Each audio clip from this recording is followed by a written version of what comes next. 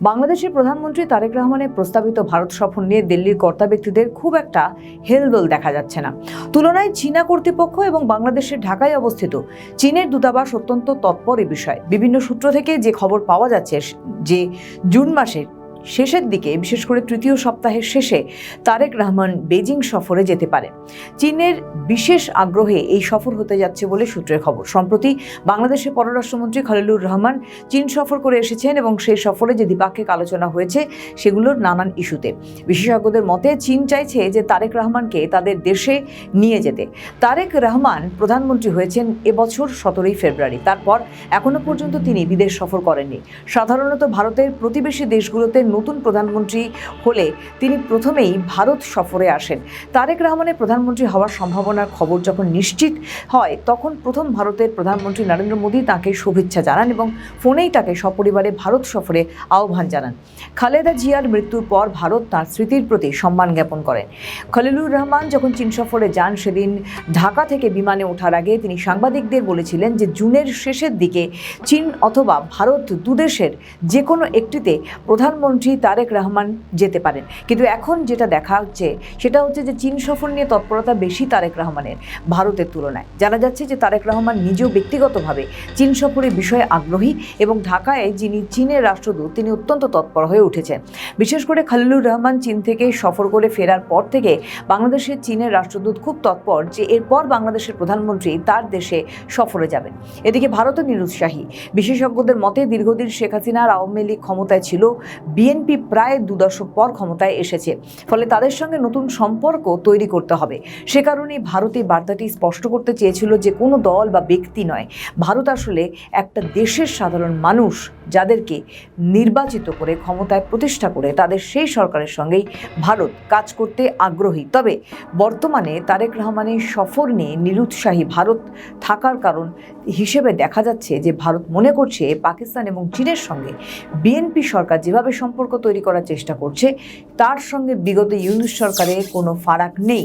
ভারত তৃতীয় কোনো দেশের সঙ্গে বাংলাদেশের সম্পর্ক নিয়ে কখনোই প্রশ্ন তুলতে রাজি নয়, কিন্তু ভারত কতগুলো ন্যায্য বিষয়ে ব্যাখ্যা চায়। অর্থাৎ তিস্তা জলবন্টন নিয়ে প্রায় 1.5 দশক হয়ে গেল যে চুক্তিটি হয়নি এবং তারেক রহমানের সরকার এবং সেই দেশের বিএনপির নেতৃত্ব, জামায়াতে ইসলামের নেতৃত্ব অর্থাৎ শাসক বিরোধী সকলেই দাবি করছেন যে তিস্তার জলবন্টনের একটা সুষম বন্টনের চুক্তি স্বাক্ষরিত হোক। ভারতকে তারা এই বিষয়ে খানিকটা চাপিয়ে দিচ্ছে বলা যায়। কিন্তু যখন এই তিস্তার জল নিয়ে আলোচনা হচ্ছে সেই সময় দেখা গেল যে বাংলাদেশের বিদেশমন্ত্রী খলিলুর রহমান চীন সফরে গিয়ে তিনি চীনা কর্তৃপক্ষকে অনুরোধ করলেন যে বাংলাদেশে যে তিস্তা মহাপরিকল্পনা বাস্তবায়িত হওয়ার কথা সেটা যেন চীন বাস্তবায়ন করে।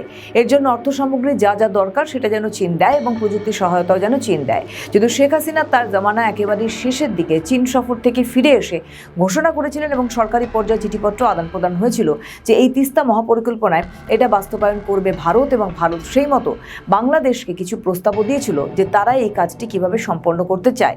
বিশেষজ্ঞদের মতে ভারত মনে করছে যে এটা চূড়ান্ত অসৌজন্য এবং এটা এক ধরনের বিশ্বাসঘাতকতা। পাশাপাশি আরও একটি বিষয় আছে, সেটি হচ্ছে যে পাকিস্তানের সঙ্গে যে সামরিক চুক্তিগুলি হচ্ছে এবং বোঝাপড়াগুলি হচ্ছে সেগুলো ভারত মনে করছে যে তাদের পূর্ব সীমান্ত এবং উত্তর পূর্ব সীমান্তের জন্যে উদ্বেগজনক।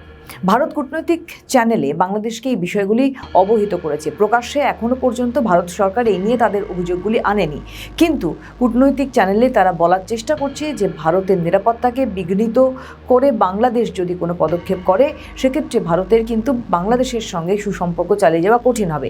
শিক্ষাক্ষেত্রে বাংলাদেশের ছাত্রছাত্রীদের পড়তে আসা ভারতের সেটাকে হঠাৎ করেই বন্ধ করে দিয়ে পাকিস্তানে বাংলাদেশের ছাত্রছাত্রীদের উচ্চশিক্ষার জন্য পাঠানোর সিদ্ধান্ত নিয়েছে। যদিও পাকিস্তানের উচ্চশিক্ষার মান আন্তর্জাতিকভাবে অত্যন্ত নিম্নমানের এবং পৃথিবীর বহু দেশে পাকিস্তানের শিক্ষাঙ্গনের সার্টিফিকেটের কোনো বৈধতা নেই। এছাড়া সরকারি আধিকারিকদের যে প্রশিক্ষণ ভারতের মুসৌরিতে হতো সেখানে বাংলাদেশের আধিকারিকরাও আসতেন, তাদেরকে এবার মুসৌরিতে না পাঠিয়ে তারেক রহমানের সরকার পাঠিয়েছে লাহোরে পাকিস্তান সিভিল সার্ভিস একাডেমিতে প্রশিক্ষণের জন্য। হঠাৎ করেই দেখা গেল যে পাকিস্তানের স্বরাষ্ট্রমন্ত্রী ঢাকায় উপস্থিত হলেন, তার সঙ্গে যে মৌ চুক্তি স্বাক্ষরিত হয়েছে তার মধ্যে একটি গুরুত্বপূর্ণ বিষয় হচ্ছে যে গোয়েন্দা তথ্য বিনিময়। এখন গোয়েন্দা তথ্য বিনিময়ের প্রসঙ্গে বলা হচ্ছে যে এখানে মাদক মানব পাচার রোধে এই গোয়েন্দা তথ্য বিনিময় চুক্তি স্বাক্ষরিত হয়েছে, কিন্তু অনেকেই মনে করছেন যে এই চুক্তির মধ্যে দিয়ে ভারত যে সমস্ত গোয়েন্দা তথ্য বাংলাদেশের সঙ্গে শেয়ার করবে বা বিনিময় করবে সেগুলিও পাকিস্তান পেয়ে যাওয়ার একটা সম্ভাবনা প্রবল, ফলে এটাও ভারতের জন্য অত্যন্ত দুশ্চিন্তার। অন্যদিকে বিজেপি অসমের দ্বিতীয়বার সরকার গঠন করেছে, পশ্চিমবঙ্গে প্রথমবার তারা সরকার গঠন করেছে। বাংলাদেশি অনুপ্রবেশকারীদের ভারত থেকে বের করে দেওয়ার চিন্তাভাবনা নিয়েছে কেন্দ্র রাজ্য উভয়ই, ফলে নয়াদিল্লি খানিকটা ধীরে চলো নীতি নিয়েছে। শুভেন্দু অধিকারী পশ্চিমবঙ্গের মুখ্যমন্ত্রী হওয়ার পরে বাংলাদেশে ভারত বিরোধিতার সুর আবার নতুন করে মাথাচাড়া দিয়েছে। শুভেন্দু অধিকারী তার মন্ত্রিসভার প্রথম বৈঠকে একটি গুরুত্বপূর্ণ সিদ্ধান্ত নেন যে পশ্চিমবঙ্গ বাংলাদেশের মধ্যে যে বকেয়া কাঁটাতারে বেড়া আছে সেই জায়গায় যে 500 কিলোমিটার জায়গা, সেখানে কাঁটাতারে বেড়া দেওয়ার জন্য প্রয়োজনীয় জমি 1.5 মাসের মধ্যে তার সরকার বিএসএফ এর হাতে তুলে দেবে। কিন্তু এই সিদ্ধান্তটিকেও বিরোধী রাজনৈতিক দল তারা কিন্তু অত্যন্ত নেতিবাচকভাবে ব্যাখ্যা করছে। তারেক রহমানের বিদেশ বিষয়ক উপদেষ্টা হুমায়ুন কবির সাফ বলেন, বাংলাদেশবাসী কাঁটাতারে ভয় পায় না। পাশাপাশি দেখা যাচ্ছে জামায়াতে ইসলামী এবং জাতীয় নাগরিক পার্টি বা এনসিপি, যাদেরকে জামায়াতেরই বি টিম বলা হয়, এবং ভারত বিরোধিতায় যারা এই মুহূর্তে বাংলাদেশের চ্যাম্পিয়ন হওয়ার চেষ্টা করছে, তারাও প্রবলভাবে ময়দানে নেমে পড়েছে এবং তাদের নেতারাও নানা ধরনের হুমকি দিচ্ছে। আবার দেখা যাচ্ছে যে ফারাক্কা ব্যারেজ নিয়ে মির্জা ফখরুল ইসলাম আলমগীরের মতো বিএনপি মহাসচিব এবং মন্ত্রিসভার দ্বিতীয় ব্যক্তি তিনি প্রবলভাবে সরব যে ফারাক্কার জন্য বাংলাদেশের উত্তর পশ্চিমাঞ্চল মরুভূমিতে পরিণত হয়ে গেছে, ফলে ফারাক্কা ব্যারেজকে নিয়ে একটা কোনো সিদ্ধান্ত নতুন নিতে হবে। বাংলাদেশের অভ্যন্তরে পদ্মার মধ্যে একটি ব্যারেজ নির্মাণের সিদ্ধান্ত বাংলাদেশে একতরফাভাবে নিয়েছিল। যখন গঙ্গা জলবন্টন নিয়ে দুদেশের মধ্যে জলবন্টন চুক্তি পুনর্নবীকরণ নিয়ে দুদেশের মধ্যে আলাপচারিতা হয়, তখন হঠাৎ করে বাংলাদেশ এই সিদ্ধান্তের সমস্যা তৈরি হয়েছে।